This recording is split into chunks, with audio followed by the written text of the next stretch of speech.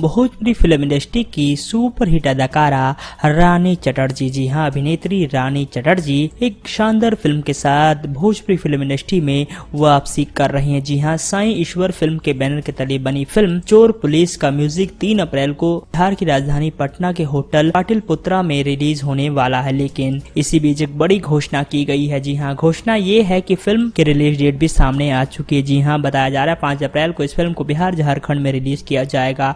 इस फिल्म में भोजपुरी इंडस्ट्री की बेहतरीन अभिनेत्री रानी चटर्जी के साथ अंजना सिंह और कॉमेडियन मनोज सिंह टाइगर जैसे बेहतरीन कलाकारों ने काम किया है। इस फिल्म के प्रचारक हैं संजय भूषण। वहीं पर इस फिल्म में जबरदस्त तरीके से हमें रानी चटर्जी और अंजना सिंह का रोल देखने को मिलेगा। इस फिल्म के निर्माता कुणाल सिंह और अभिनेता आकाश यादव हैं और इस फिल्म को काफी बेहतरीन तरीके से बनाया गया, जिसे 5 अप्रैल को फिलहाल बिहार झारखंड में रिलीज कर दिया जाएगा। अब देखते हैं ये फिल्म आखिर बॉक्स ऑफिस पर क्या कमाल करती है। तो रानी चटर्जी का आपको कितना है बेसब्री से इंतजार, कमेंट कर सुझाव हमें जरूर दें और कितनी बेसब्री से आप इस फिल्म का इंतजार करें ये भी हमें बताएं।